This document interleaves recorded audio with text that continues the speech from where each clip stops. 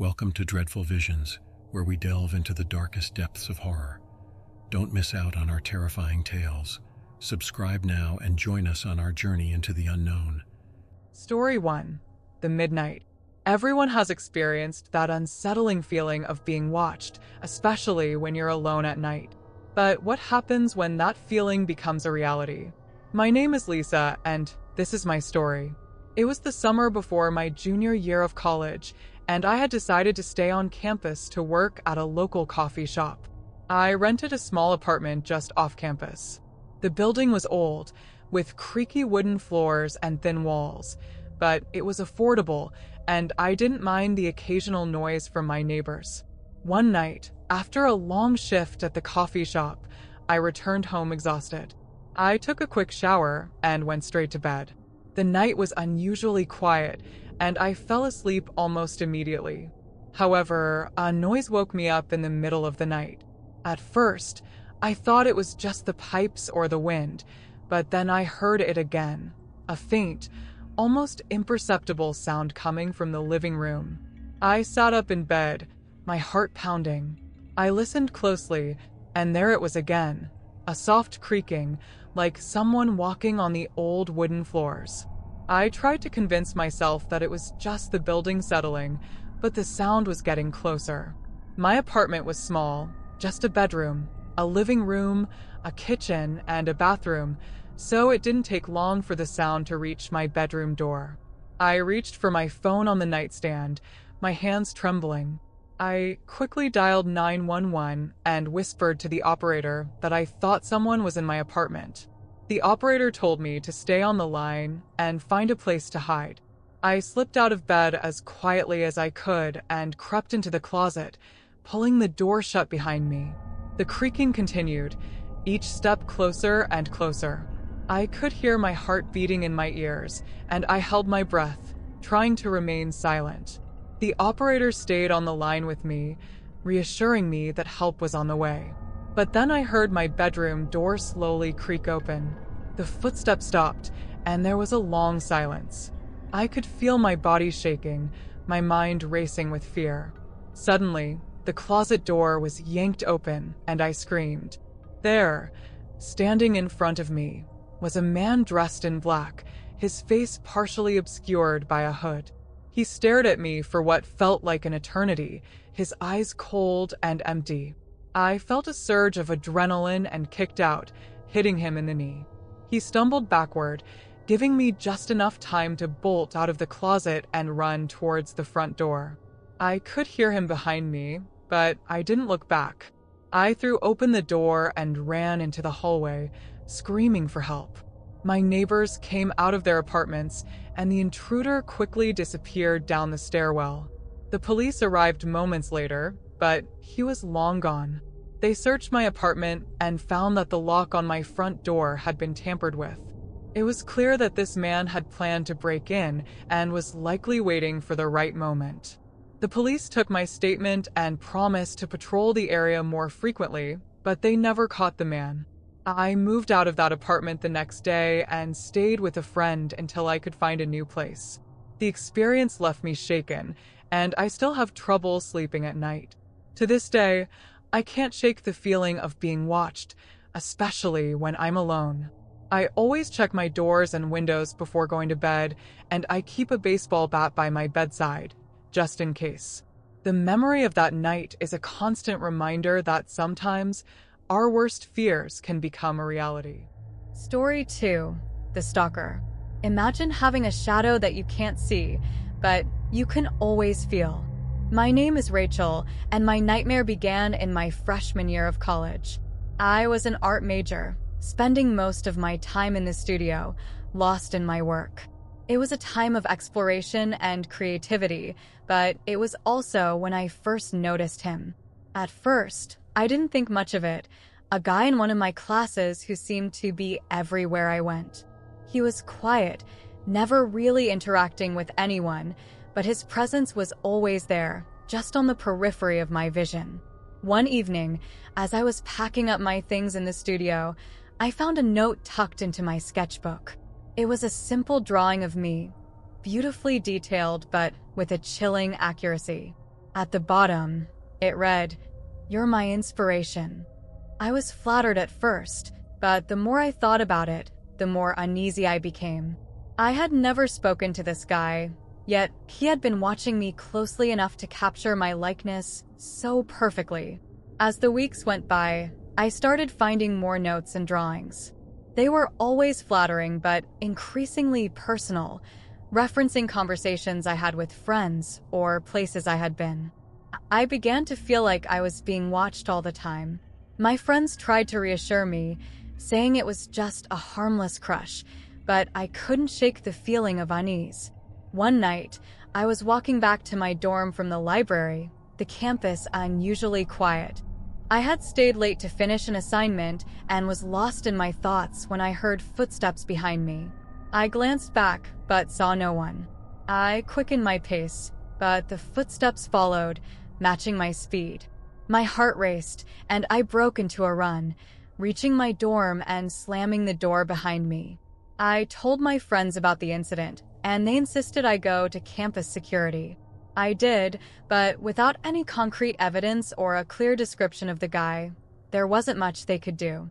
They advised me to be cautious and report any further incidents.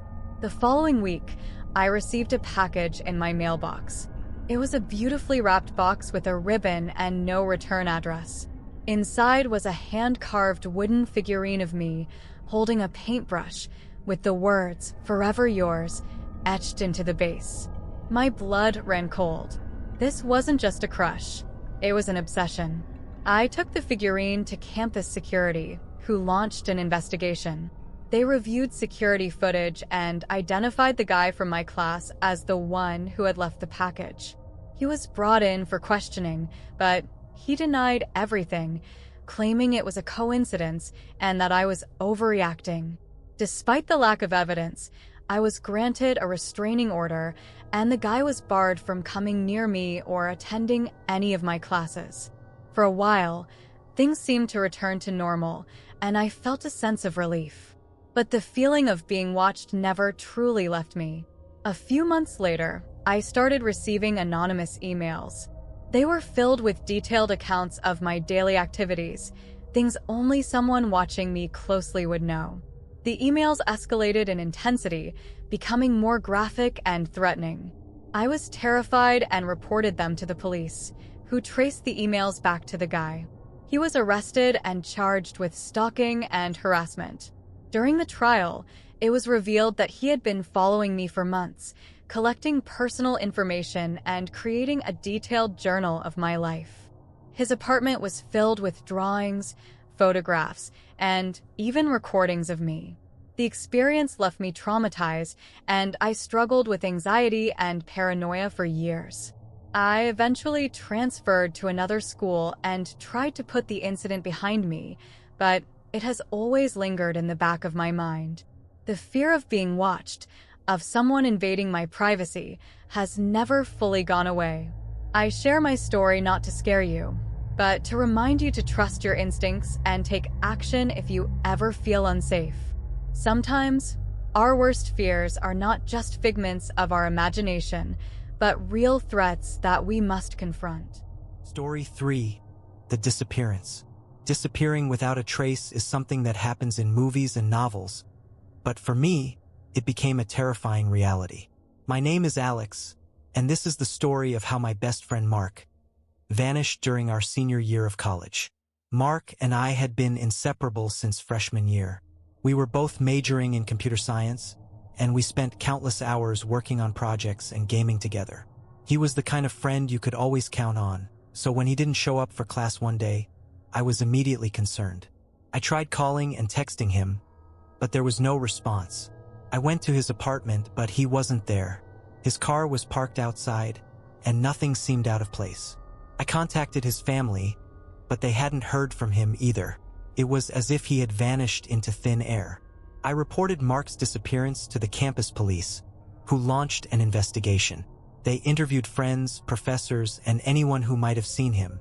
The days turned into weeks, and there was still no sign of Mark. The police found no evidence of foul play, no leads to follow. It was as if he had simply walked away from his life. I couldn't accept that. Mark was my best friend, and I knew he wouldn't just leave without a word. I started my own investigation, retracing his steps and looking for any clues. I went through his apartment, searching for anything that might explain his disappearance. One night, as I was going through his computer files, I found a hidden folder filled with encrypted documents.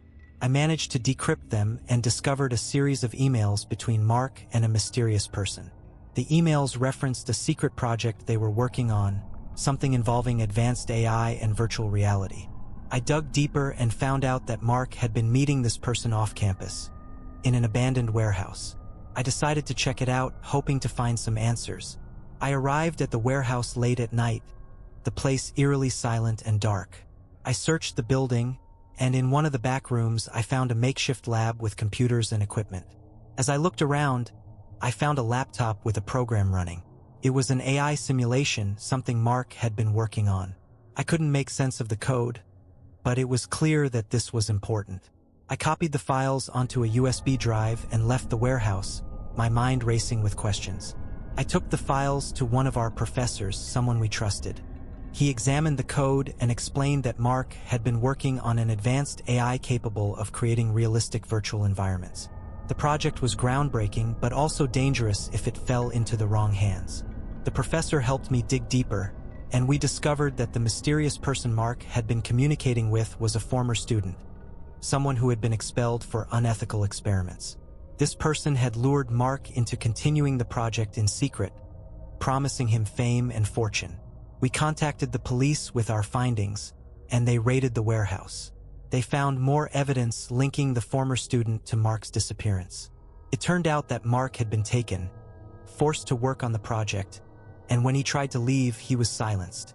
The police eventually found Mark, locked in a basement, malnourished and traumatized but alive. He was reunited with his family, and the former student was arrested and charged with kidnapping and illegal experimentation. Mark took a long time to recover, both physically and mentally.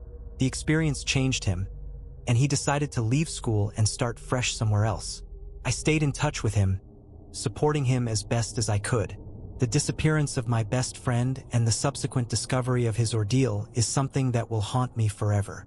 It taught me that even in the safety of our academic pursuits, there are dangers lurking, waiting to exploit our curiosity and ambition. Story 4.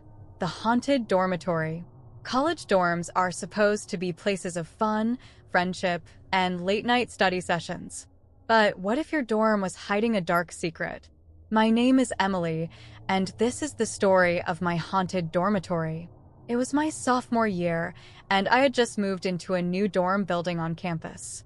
The building was old, with a history dating back to the early 1900s. It had a certain charm, but there were also rumors that it was haunted. My friends and I laughed off the stories, attributing them to overactive imaginations and too many horror movies. My roommate, Sarah, and I settled into our room, decorating it with fairy lights and posters. Everything seemed normal at first, but then strange things started happening. It began with small, almost unnoticeable events, items disappearing and reappearing in odd places, lights flickering, and strange noises at night. One evening, as we were studying, the lights suddenly went out. We tried to turn them back on, but the switch wouldn't budge. We grabbed our phones for light and noticed that the room felt unusually cold. As we huddled together, trying to figure out what was going on, we heard a soft whispering, like someone speaking just out of earshot. We looked around but saw nothing. The whispering grew louder, more insistent.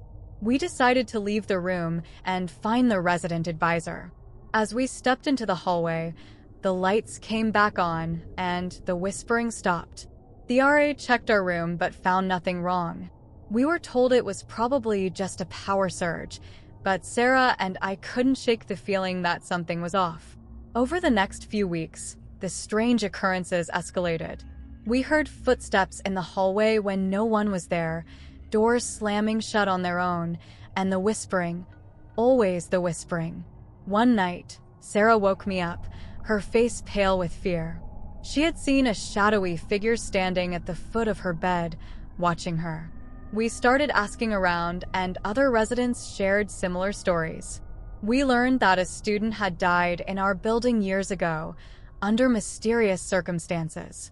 Some said she had taken her own life, while others believed she had been murdered. The official story was vague, and the details were shrouded in mystery. Determined to find answers, Sarah and I visited the campus archives. We found an old newspaper article about the incident. The student, named Elizabeth, had been a loner, often seen wandering the halls late at night. Her body was found in her room, with no clear cause of death. The article mentioned that she had complained of hearing voices and feeling like she was being watched. We returned to our dorm, feeling a mix of fear and determination. That night, we decided to hold a seance, hoping to communicate with Elizabeth and find out what she wanted. We gathered a few friends, lit candles, and sat in a circle, calling out to her. At first, nothing happened. But then, the room grew cold, and the candles flickered. We heard the whispering again, this time louder and more distinct. A shadowy figure appeared in the corner of the room, slowly taking shape. It was a young woman, her eyes filled with sadness and pain. She spoke to us, her voice barely audible. She told us that she had been murdered by someone she trusted, and her spirit couldn't rest until the truth was known. She begged us to find her killer and bring them to justice. We were shaken but determined to help. We continued our investigation, piecing together clues from old records and talking to former residents. We discovered that Elizabeth had been in a relationship with one of the professors, a man with a history of inappropriate behavior towards students. He had been questioned at the time of her death, but was never charged. With this new information, we went to the police, who reopened the case. They found enough evidence to arrest the professor, and he eventually confessed to the crime. Elizabeth's spirit finally found peace, and the haunting in our dormitory stopped. Sarah and I moved out of that room, unable to stay in a place filled with so much pain and sadness. The experience changed us, leaving us more aware of the unseen forces that can shape our lives.